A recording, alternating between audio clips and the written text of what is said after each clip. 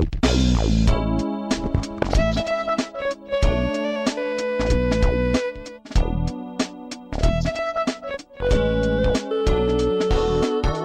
welcome to the podcast, TheFableFew Show. We're the only podcasting network in the world. This is not a video game podcast, despite Alex's pleas. What's poppin', gamers? It's the gaming podcast.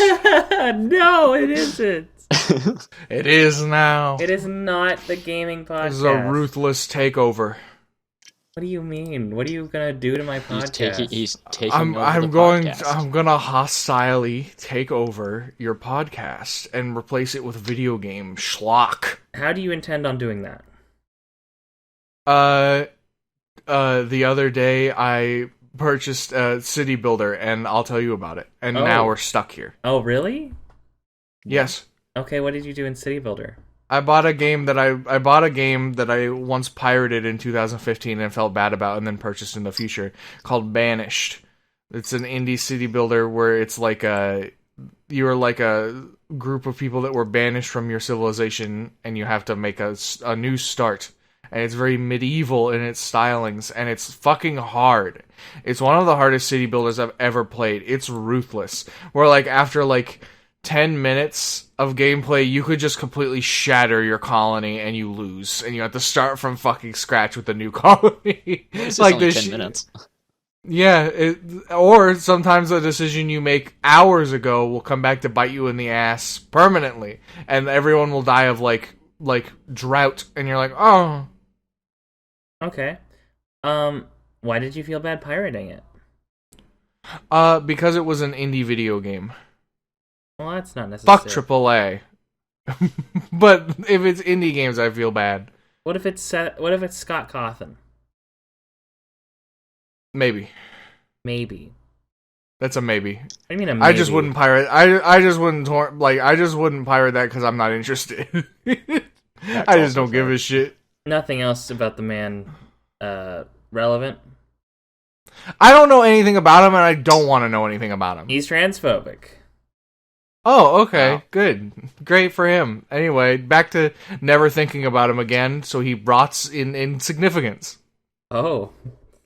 That's an interesting threat.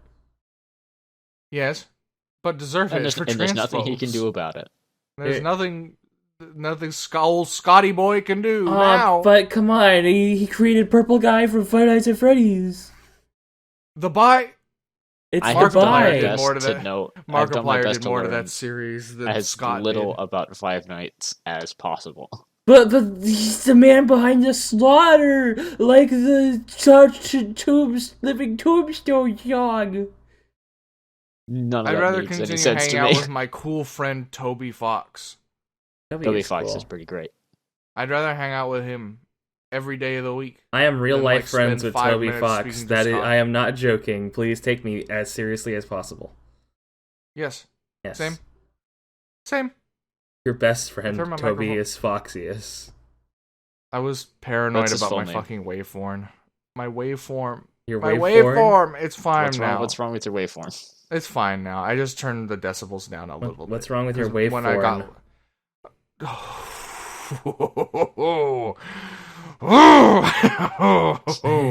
Gotcha. He Well- said the fucking word wrong. Get his ass. I'll get you. It's so easy. Sounds fucking like it. Anyway, what I was talking... Oh, other fun facts about my youth and porn... I almost said porrenting instead of torrenting. Porn. But, no, but torrenting video games when I was poor is where the portmanteau accidentally came up. But, I remember torrenting Undertale when it was new. Hey, me too. And I was like, oh, I feel awful. Oh no, this I game bought the has a game on genuine heart behind it. Oh fuck. And then oh fuck, this isn't AAA I schlock. think the last game that I have really actually pirated, aside from pirating Sims again, because I do that every time they release an expansion. Yeah. Yeah. It's okay. I've seen It's a reason legal to. to pirate The Sims. Well, I yeah, it's see made no by reason EA. to give EA any sort of financial I recompense. pirated probably Stellaris was probably the last game that I pirated. I have Mhm. since bought the game and every single piece of DLC for it. Oh, The paradox. what was the last game I The paradox pirated? situation. I don't pirate games very often, I unless you don't count like ROMs for games on consoles that aren't supported anymore, which I don't. No, say, yeah, no, you because don't do that. most game The companies SNES series is don't 100% you using your SNES and a yes, capture card. Yes, but yeah, the that's why there's a computer mouse on my stream. yes, Of course. but that's why the thing about uh retro console pirating stuff is like they seem to not care about archiving It at hurts all. nobody. They seem to only care about milking the same, I don't know, 30 odd video games, and then by the time they release the final one in a drip feed sort of like vile tactic, the new console's out, and then they start the process over instead of like transferring over. They're like, no, we're gonna start you back on the same. You're gonna get Link to the Past again first. Don't worry.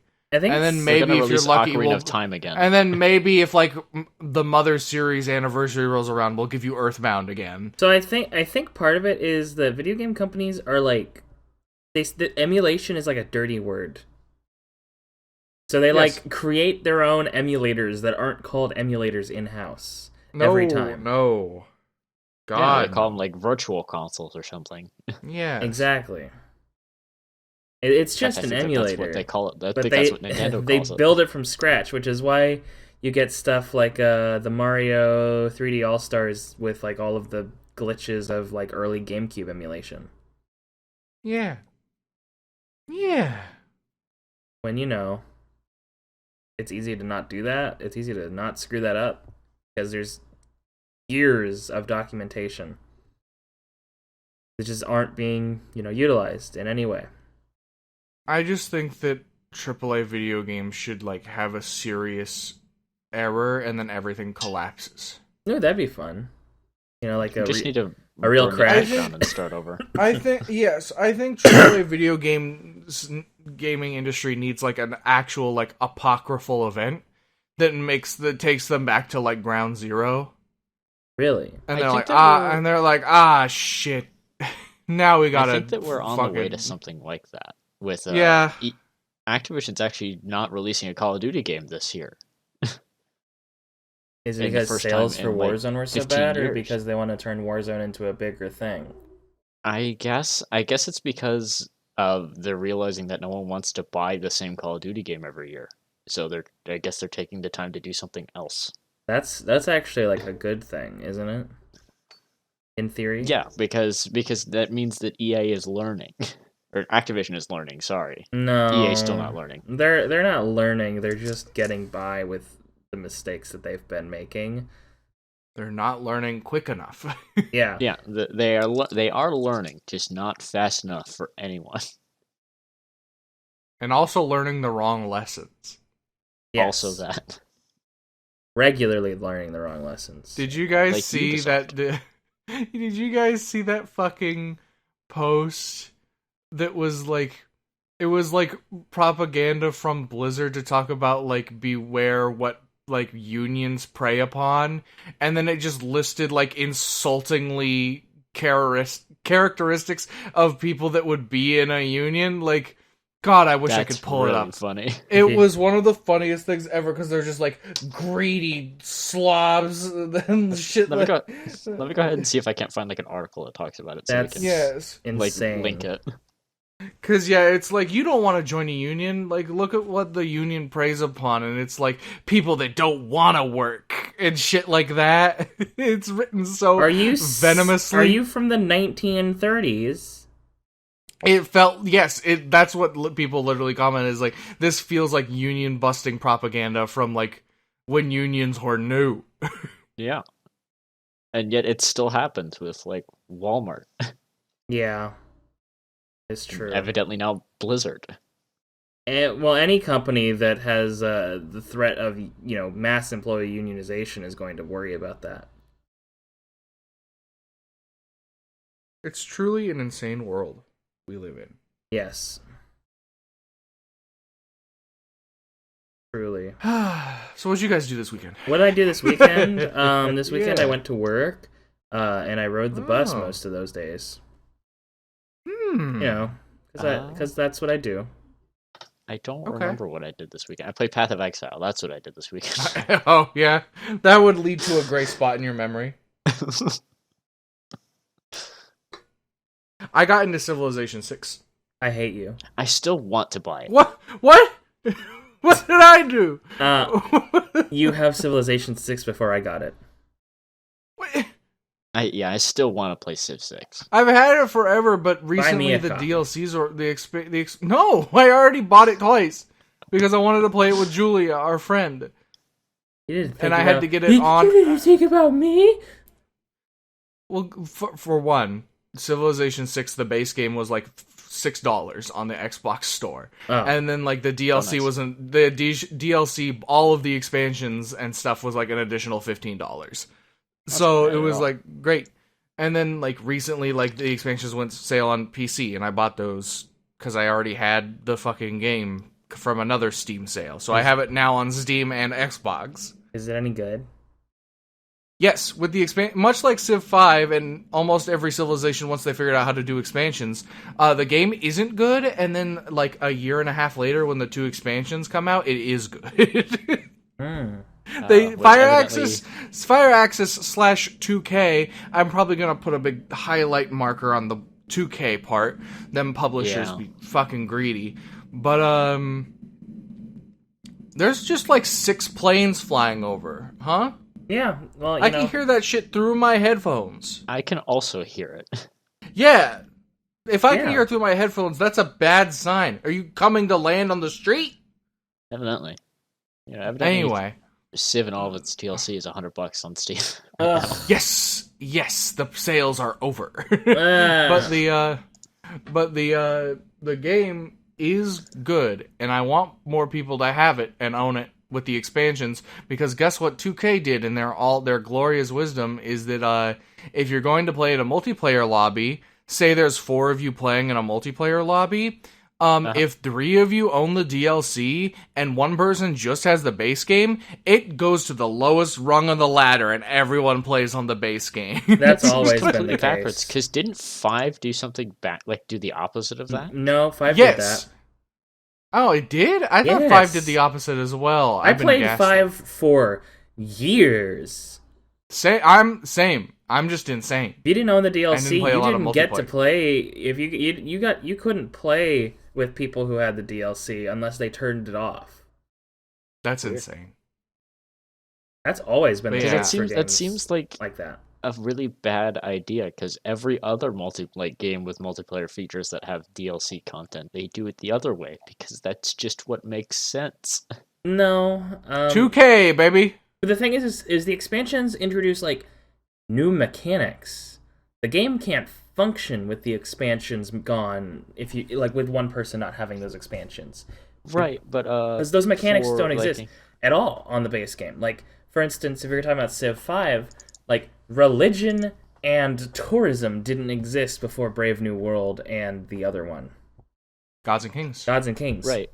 And then, but like on the flip side with that, Stellaris, again, going back to that for a second, if someone owns all the DLC and another person owns none of it, you go into a multiplayer lobby with them.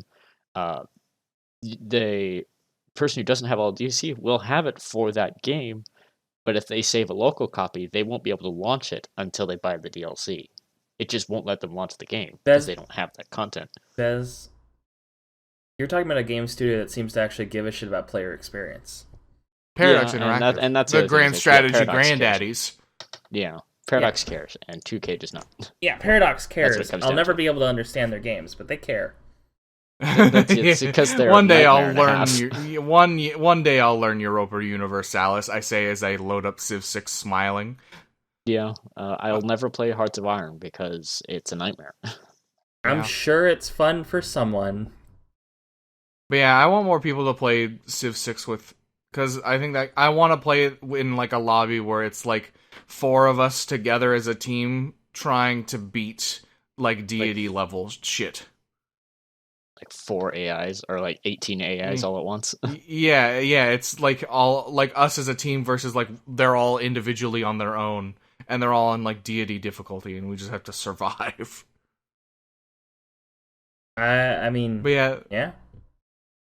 There's the game, because you go back about whether the game is good or not. I played the game when it was on sale. I bought it was on sale, and it just had the base game out. Like, the new stuff hadn't come out. And I was like, there's not a lot of civilizations, and this sucks. And I played it for, like, the tutorial was real bad at explaining the new concept, like, districts and stuff. And I was like, this is rank, and I turned it off and I installed 5 and played 5 to scratch my itch. And then now that I have these expansions, like, they're, for the longest time, Civ, like, diplomacy was dog shit, especially in 5 and then at the start of 6, where, like, no matter what you did in a war, you would come out the loser. Yep. Because of, like, warmongering and stuff, you would never, but the AI would never suffer these penalties. Correct. And so their new system is they have like a value system of grievances where like you can mitigate the damage war has on your social standing in the diplomacy aspects. Where like, say, like if you're in a golden age or like if you ask them to stop spreading their religion and they don't, you can start a holy war and basically receive no penalty. Yeah, you know, that like a most war. Mm-hmm. But it made it much more interesting, and it made domination victories normal. They added something called diplomatic victory, where like basically you just earn like diplomatic points, and it's really, really, really boring. And everyone likes you. The end. You are perfect. It's fucking. It's like the Civ 5 culture system. I like the culture system. I didn't like it. Because the culture system means that if you push culture, you'll just get a shit ton of culture, and, you know, everyone will be like, whoa, look at this dude! And then you'll have, like, an art piece that gives you, like, 1,000,000 gold a second, you know, that kind of thing. Yeah, you know. Yeah. That's Civ 5. I like also, that mechanic. Also in one of the, like, I think it was the Frontier Pass or whatever, that adds just a bunch of civilizations and stuff, it adds some additional game modes. You can randomize the tech tree, which is insane. In what way? That sounds ridiculous. Like literally every single tech, like the tree is the same shape, but they're just shuffled. So you could start with like your first tech being nuclear arms. Yes, and it's also random per person. Oh god! You can't cheat. I like that idea. Yeah, and like that's same with civics. That's the other thing with Civ 6 is culture. There's a whole new culture and like politics system with like a secondary tech tree that's based on culture.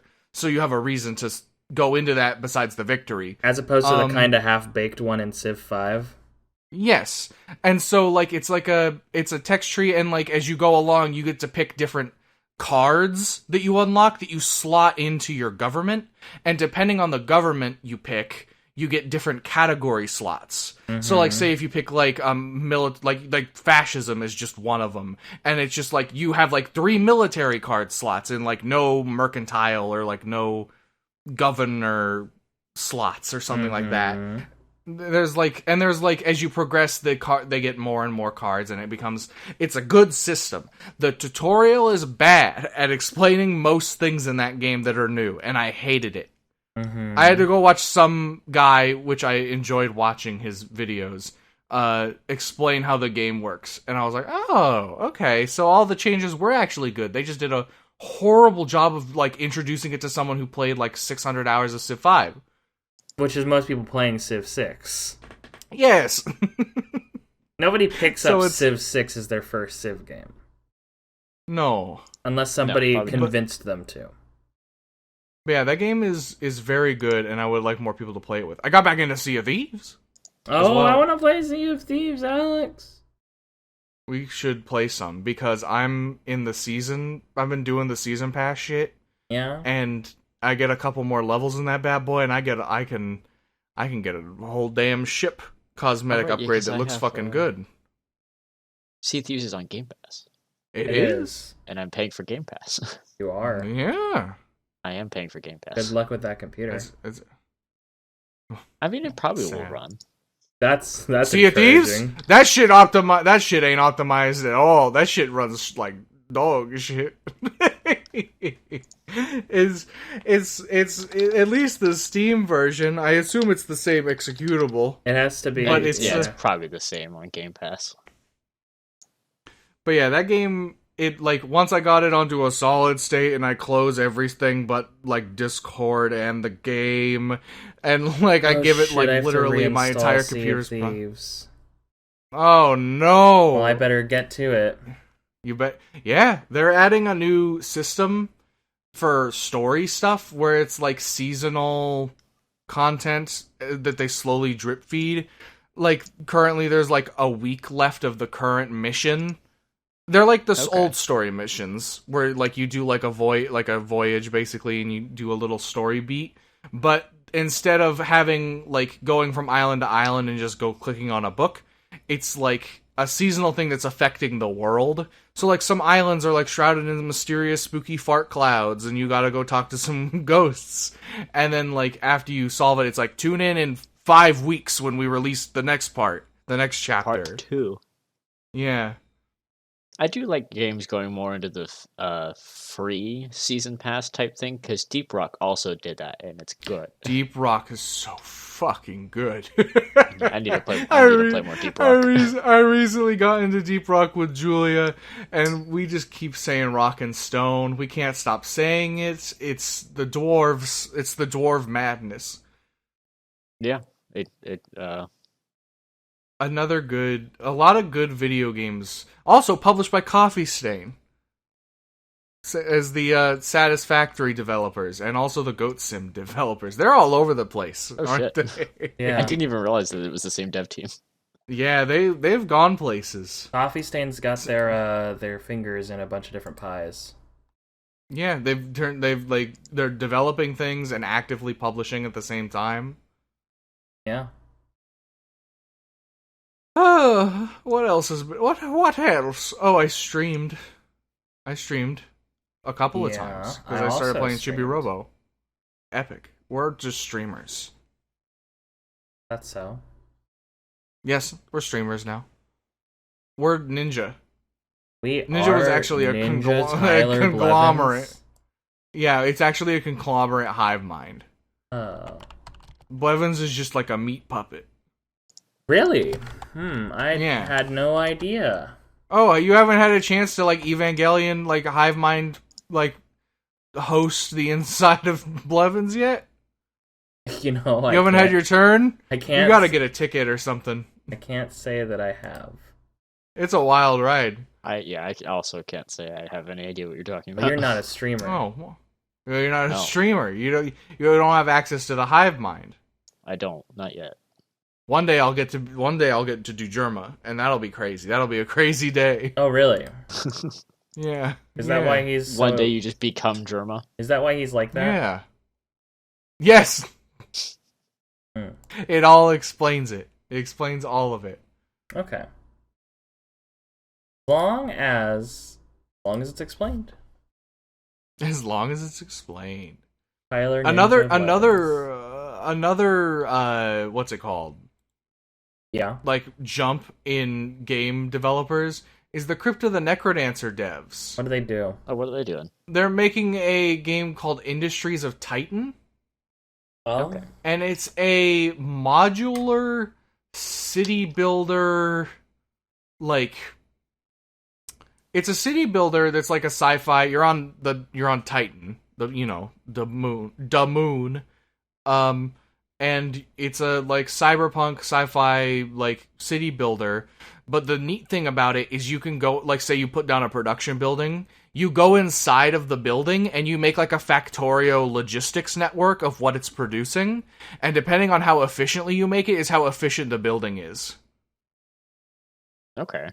So you can get really modular with your buildings in that game. Like your key things like evidently it's already in early access. This is a building that produces like circuit boards, and like so you like go inside and you're like, well, here's the input on copper on a conveyor belt, and here's an input on like plastic on a conveyor belt, and you have to just fit them together to produce as much as you want, and then have it go in the output. And you're like, okay, this building is now like great. It's producing a bunch of shit. It has workers in it.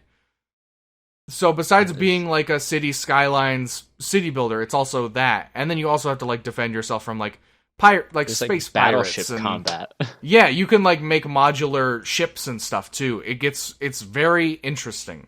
I'm excited to see where that game goes. Also, the soundtrack's by Danny Baranowski, which I'm glad they picked him up with Crypto the Necrodancer, because he's a great composer.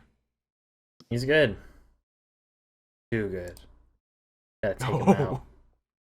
Oh, that's frightening. How is someone too good? Well, you have to listen to Danny Baranowski's music and find out. Is it really that hard to understand? Is it? I haven't played Crypto the Necrodancer, so music's good. The music is so good. What if music? Oh, well, I would assume I would listen to it. You would? Mm-hmm. If what if music? Me probably listen. Okay. Probably. There's a good chance. Are you sure, Alex? Because, music isn't for everyone.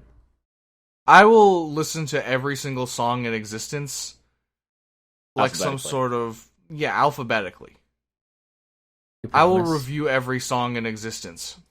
You promise? You want to do that for the channel? It'll take a while, but yeah. I'm gonna record all of it, and then I'll upload it all at once. Okay. Well. So that way we'll have it nice and consistent. So I'm working on it. I'm plugging away, just so you know. It'll be here one day.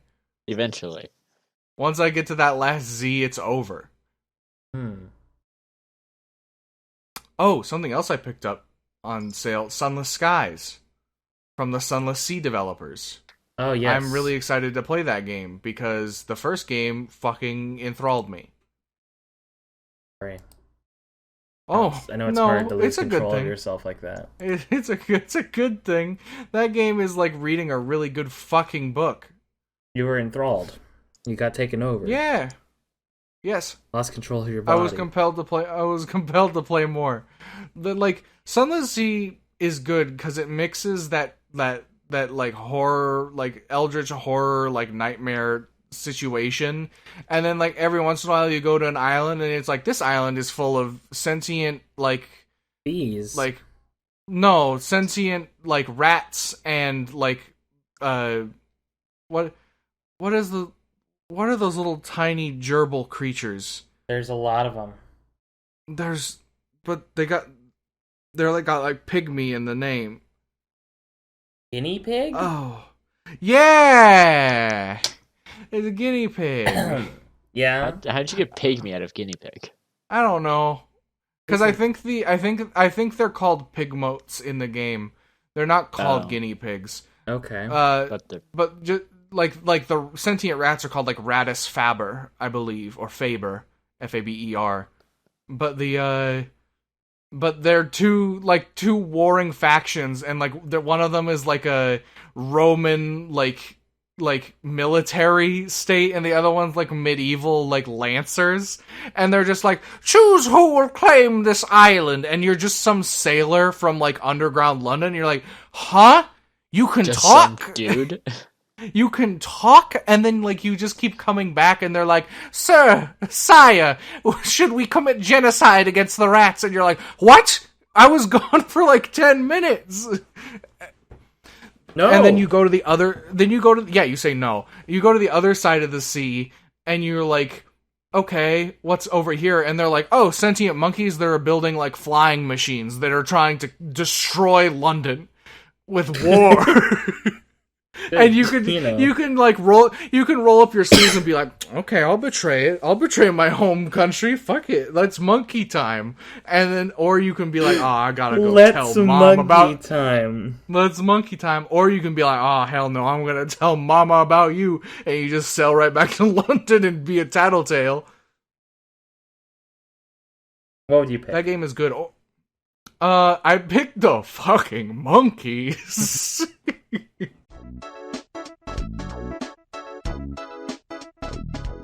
We're back. Are you okay? No. Oh, well, I'm glad I asked. Thanks. You, glad that you got to see a private side of me that I don't usually show. Yep. Okay, so anyway, joke's done. Yeah. Over. Anyway, back to the Sunless Sea developers. They're making a fucking dating sim in their universe. Why? Where you can date because it's great. It is? Yes. The thing about Fallen London, which is the universe that they've crafted, is that originally it wasn't. Fallen London, as in that fucking podcast that was constantly getting like or website that was constantly getting boosted by the Magnus archives. They were boosting it. That rules, but that makes sense. Yeah, Fallen London it still is. It is an online, browser-based choose your own adventure game. That's just but also it's an MMO where you can interact with other people and there are stats and stuff. Okay. And the thing is you have to pay it's free to play, but you pay a subscription fee and you have actions. It's on a timer. You have 20 actions and every I don't know how long, 30 minutes or 20 minutes, you get another action. So you play it once a day and then log off, but you get double that if you give them $5 a month or something. To keep them going. Anyway, they took that universe after crafting that world and they made Sunless Sea. It's the same universe. And then I don't know if Sunless Skies is the same or if it's brand new. I need to play it. And then this new game, I think it's just called Mask of the Rose or something like that. It's a visual novel set in that world of just gothic horror Victorian London that's underground because the surface has been taken over by giant bats. And so they decided the easiest solution to solve this problem was to just submerge under the earth. Mm-hmm.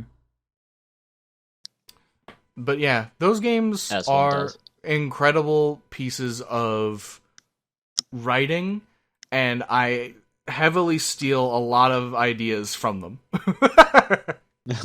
I see. I wholeheartedly take inspiration from them for my Dungeons and Dragons pirate campaign. A lot of their ideas are very unique and cool. And also well written. Well, there you go. There's an island that has bees, and they make honey. Bees? Yes, it has bees in it, and the bees are magic, and they, if you, the bees basically can make honey out of memories. Okay. Mm-hmm. So, and dreams, and then the money, the pirates of the underground sea turn that honey into mead, and then sell it, and call it, Prisoner's Delight. Okay. And then there's an even more fucked up version called Red Honey, which fucking takes so many of your memories that it fucking kills you. And then you basically just have death honey that you can eat, and it's a narcotic level high, but it's experiencing someone's memories. Basically, it's fucked. That is fucked. It's you know what? I just realized that video games are real. Oh shit. Yeah? Yeah. They are? I needed something to segue out of this topic because I don't care about this video game as much as Alex is selling it. Okay. Video games. Oh, I know what I was going to segue into. Feliz Hueves. Oh. It is Feliz Hueves. Feliz Hueves. It's Feliz Hueves. It's Feliz Hueves. Happy Thursday. It's important. It's important. Happy Thursday. Like it is, in fact, Thursday. Not to knock what you're talking about, Alex. It's cool. It sounds super cool, but I have never played it, nor do I have any immediate interest to play it.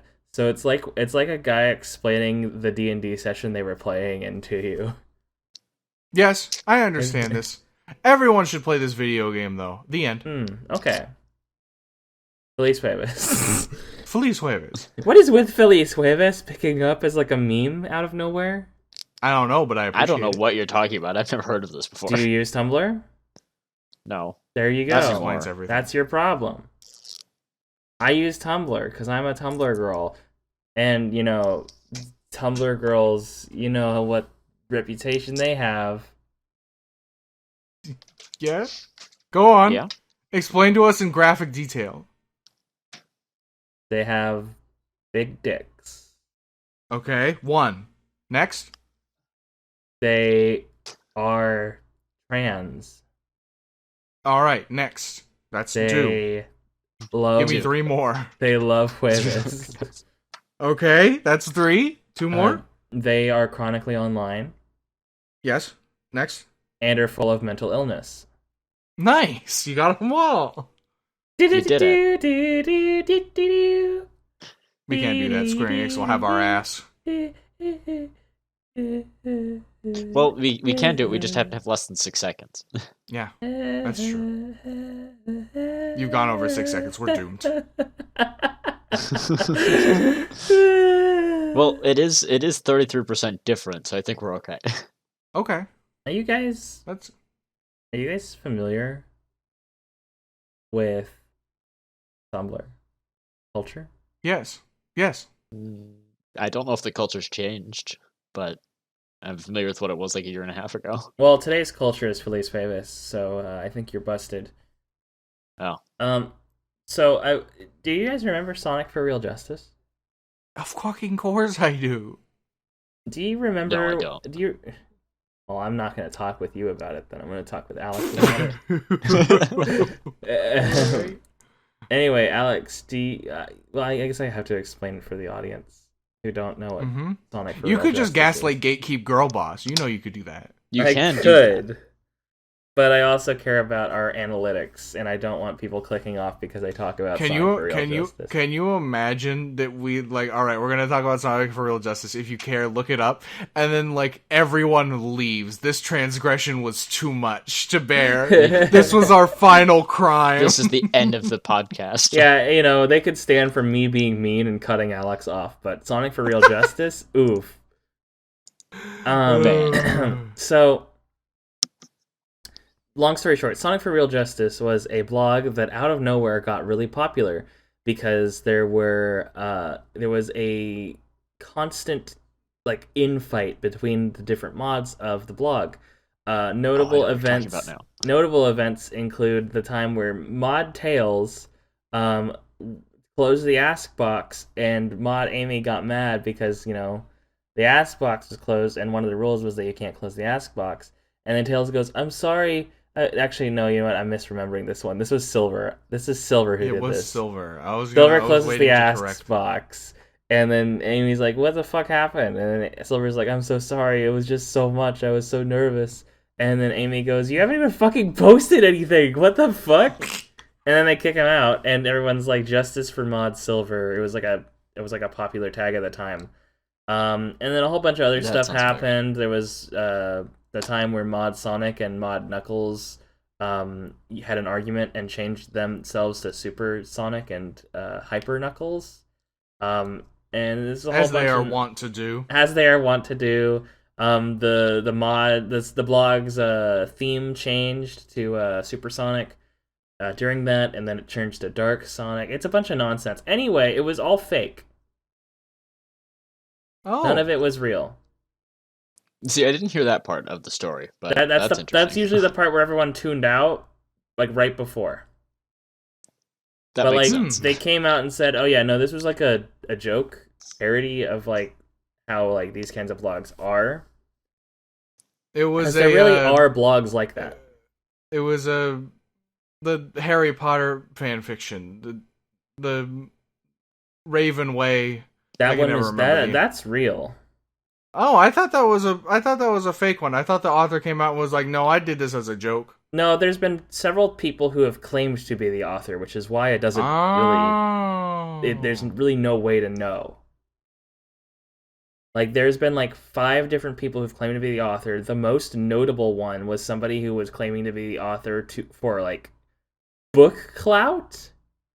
Oh, okay. So they like went and said, "Oh, I'm actually the person who wrote this. I'm a Native American something or other. Here's my book, buy it." And then it turned out they were a white woman who was not what they were claiming to be. Okay. Very complicated scenario with that one. If anyone cares to learn the history of that fan fiction, Sarah Zed has a great 3-hour-long video about it. Specifically when the resurgence came, when the white woman claimed to be native, blah blah blah. That was happening when she published it. So Sonic for Real Justice. I think it's so funny that it wasn't real, because I think we made a joke on one of our first episodes of the podcast that we wanted to be like them. Yes. I think it was like episode 2 or 1 or something. That sounds like something we would say out loud. You think it'd be funny to be like, to have like a Sonic for Real Justice moment? Yeah. Drama for the sake of drama. Yes. Matt and Ryan from Super Mega getting into a fake fight on Twitter. Then it hits the fucking Twitter algorithm and everyone thinks it's real. I think it's so fucking funny. Like, I don't understand. It's anything. Weird how many like obviously fake things take off on Twitter as possibly real. Because the most recent being JonTron dying. Ah, man, I fucking wish that was real. I remember. It would make the episode where we have like JonTron saying the N-word playing during one of our drunk Minecraft sessions. It would make that episode a lot funnier. Yeah, I was listening to it. I was like listening to a compilation of JonTron and Aaron saying the N-word on Game Grumps. Okay. You guys gotta watch Drunk Minecraft. Yeah, watch Drunk Minecraft. Unfortunately, there. I don't have the video like playing like audibly because it would be bad. But it would. Yeah, it would screw up the algorithm. It would screw up the audio. I don't care about the algorithm. I care about audio mixing. Also that. But like that thumbnail on that episode is us hiding behind Aaron and JonTron. Because I think the episode is like the Game Grumps said a bad word or something. That's such a funny title. Yeah, it was like it's very clickbait. It's like it was an 11-minute video. There was one clip of Aaron, and like the rest of it was JonTron. He said the N-word a lot on that show. What's your guys' current favorite video essay on YouTube? The Homestuck one by Sarah Zed. I was thinking about it since you were talking about that video and you said it was 3 hours. I was thinking about long ass videos I like, and like I think mine is probably like anything from Down the Rabbit Hole. That's a good one. Like Frederick Knudsen's entire shtick. Mm-hmm. The only video essays I've listened to in like any amount of recent memory is the extra punctuation ones. Those are good. Those are very short. They are really good. Yeah, Yahtzee Croshaw does like 12-minute videos where he talks about stuff in the game industry that he like alludes to in 0 punctuation, but doesn't get to like actually talk about in length. And it's also more like actual things, because with the extra punctuation, he's talking more about like a game specifically, whereas like extra punctuation, he can talk more about like the industry as a whole. Yeah. Also, which is a nightmare. Side pick. Like, it's just as good as the Homestuck video by Sarah Zed, where she like has like a legal dispute in the second video, like follow up. I'm counting these all as one video. Is the iCarly video by Quentin Reviews? Quentin Review stuff. Those are incredible. He's coming out with one that's like over 6 hours soon. Jesus. Yeah, this man puts himself through it. Sounds like it. And I think it's so funny because he has yet to bring up Dan Schneider as like a person. Oh, he's just talking Probably for about, the best. He's just objectively talking about the content of the television shows. And he alludes to Dan Schneider. Oh, okay. He'll be like, there's something.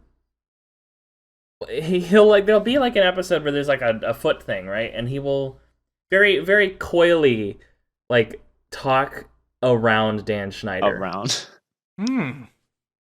Yeah. He's probably like, for the best that he does. He talks about it like there's something he's forgetting. I could swear it's on the tip of my tongue. What could it be? Surely not missing anything here. Do any of you know about Dan Schneider? Yes, I'm very well aware. I know he's a freak. He's a foot fetishist and a pedophile. Alex, your question. Yeah, I wanted to move away from talking about Daniel. What's your favorite meal that you ate this last week? Broccoli and cheese soup. Oh, the soup. Homemade. It was pretty good, yeah. Do you ever have homemade soup? Every once in a while. Every once in a while. We had clam chowder from my grandmama's. Your grandmama's? Do you like a good clam chowder? You have multiple grandmama?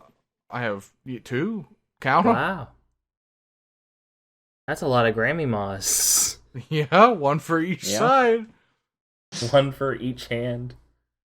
You can hold them like salt shakers.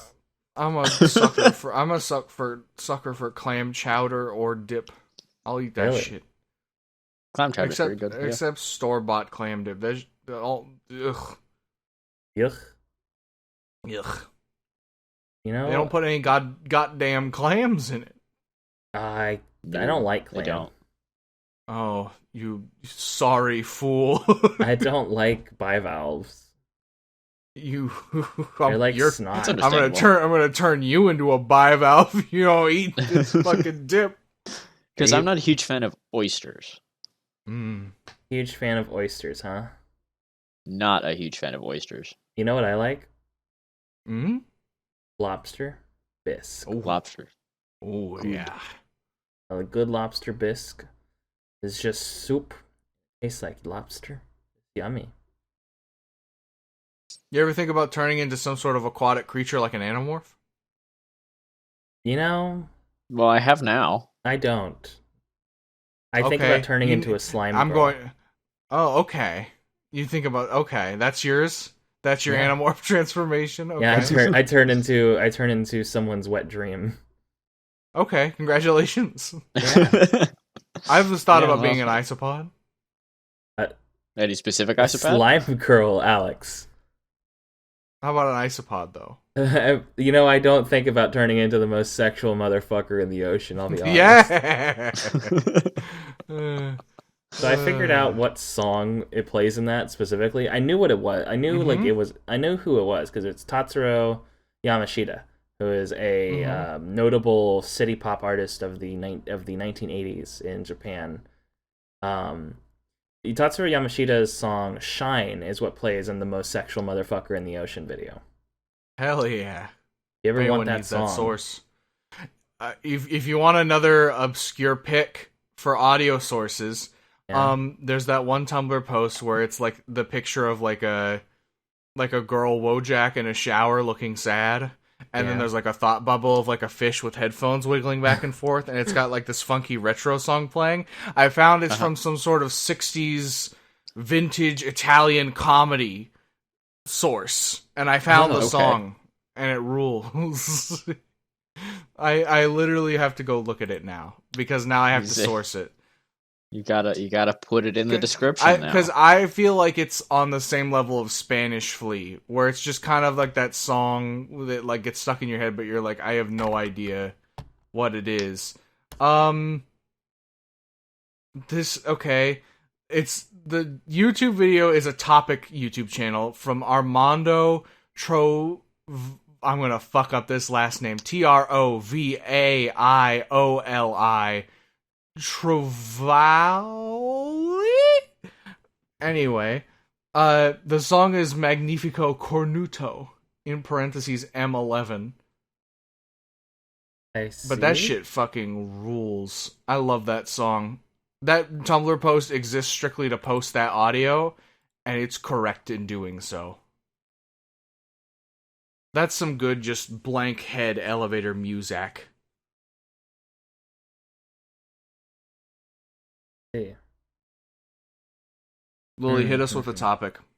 Okay, do you guys know that city pop is a genre of music from the 1980s produced by Japanese pop artists? Yes. Did you know I'm that not familiar with that genre is a massive resurgence on like internet spaces out of nowhere? Yeah, yes. Did you know that the Feliz Jueves video that's super popular on Tumblr is has a city pop song? Yes. Apparently, the Feliz Jueves meme did not start with that. Oh. It didn't start there? No, it was like a Bruno Mars song. Okay. Anyway, the current Feliz Jueves meme is a song by Macros 82 to 99. I believe it's 82.99 FM is the title of the song. Wow. And so it's like super fucking good. It has like a bunch of remixes of that kind of style music. It do be slapping. Yeah.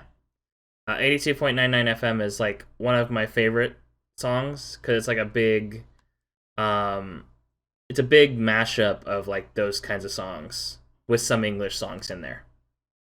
Nice.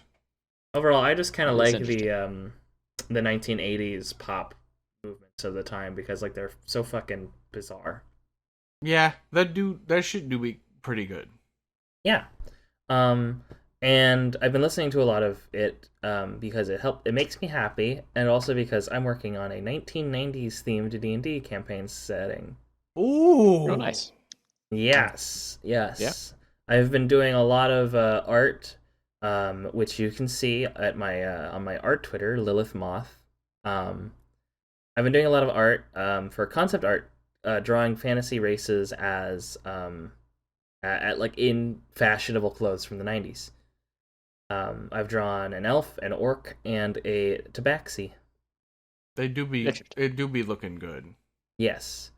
But my plan for this campaign that I'm working on is when I announce it to our group, I'm going to put together like a whole big video announcing it, and like giving you the base premise and like what's going on, like factions and stuff, and it's gonna be like a video game trailer in terms of like its pacing. Nice.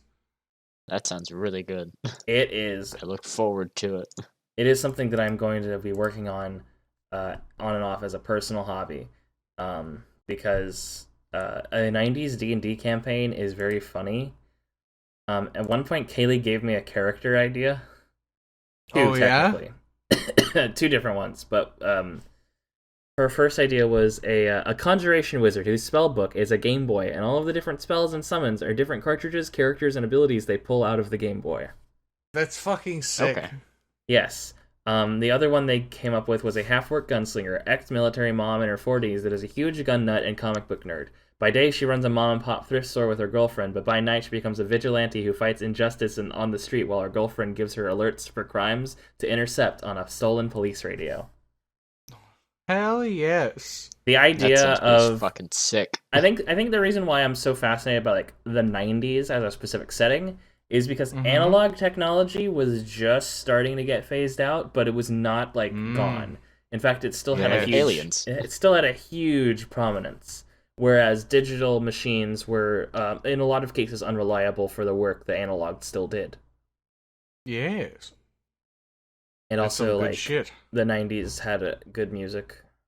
They did do that as well. It did do that. My favorite playlist on YouTube right now is called The Buzz Bin, which is a bunch of 90s alt rock. Some of it's fucking weird. For Deep Rock Galactic, I got tired of listening to the same music over and over. Yeah. So I just looked up on Spotify Deep Rock Galactic and found the first fan playlist. Yeah? Like the first user made one, and I was like, oh hell yeah, it's just like 200 synthwave tracks. Yes. That sounds perfect. For whatever reason, anytime I play Deep Rock, it doesn't play music very often for me. So a lot of times it's just me running around in gunner boots, stomping around. Rockin' stone. You know how it goes with those doors. I do know how it goes. Rock and roll, baby. Guns blazing. Lily, did you play Left 4 Dead? Yes. Did you like Left 4 Dead? Yes. You should, at some point, acquire the video game Deep Rock Galactic. It's pretty Left 4 Dead-y. In fact, when I bought it, when it was still in early access, my first words were, "Oh, this is just Left 4 Dead." It's got a very good core gameplay loop. Yeah. It's what's the word? It's so funny how Back 4 Blood came out, and then it just kind of it disappeared off the radar immediately. It just fucking faded. It was just kind of mediocre shooter stuff, and then it had this weird Escape from Tarkov return to base upgrade mode in between matches. And it was, you would get modifier perks for doing special things. It's it was a lot of shit for go shoot zombies. It should have been just go shoot zombies. Yeah, Left 4 Dead. They decided to add a lot of modern AAA game development schlock on top, and it didn't work. Which seems to be the profounding formula theory for AAA video game design. Is they're well, it has to be open world, and if it's an open world, it needs a checklist of boring shit to pick up, and also it should have individual little encampments that you need to clear out, and then you can give them to factions, and then also you need to make sure that every village has exactly 3.5 side quests. And then and then immediately everyone uninstalls the video game after 12.5 hours, and they can't sell the game back to Steam. Okay. Because they just don't want to play it anymore. They've played to the refund window, and then they're bored. The end. Yay! Isn't that fun? Meanwhile, Team Cherry is developing a real video game. Who? Team Cherry. People behind Hollow Knight. Oh, right. They're still doing that. They're developing a real video game. Remember when they were talking about Silksong coming out? I should say, they said they were going to give us a release date for Silksong last year, and we haven't gotten a release date yet. I mean, I don't care if it takes them a long time. I just wish they'd be honest and straightforward and be like, "Hey, it's being worked on." The Shovel Knight developers are making a new game that's Link to the Past. Not Link to the Past, Link's Awakening, Game Boy Color Zelda inspired, and I am interested. Okay. Oh shit, evidently Silksong's set to release this year. When? Good question. When they feel like it. Okay. You think it's gonna be good? I think it'll be really good. I think it's going to fucking make me come. Yeah, just going off of the gameplay trailer they released when they announced the game, it'll probably play great as long as it's anywhere near that gameplay trailer. I guess we'll see. It looked fantastic. Speaking of fantastic video games, Elden Ring's out today. Happy Elden Ring Day. I don't care. Yeah, Elden Ring comes out tonight. I care deeply. So I guess tomorrow? No. Yeah, I guess tomorrow. But I care deeply. I'm very excited. Yeah. I am also excited for it, but the husband's going to play it first. And I'm going to do my best to avoid spoilers. You know what?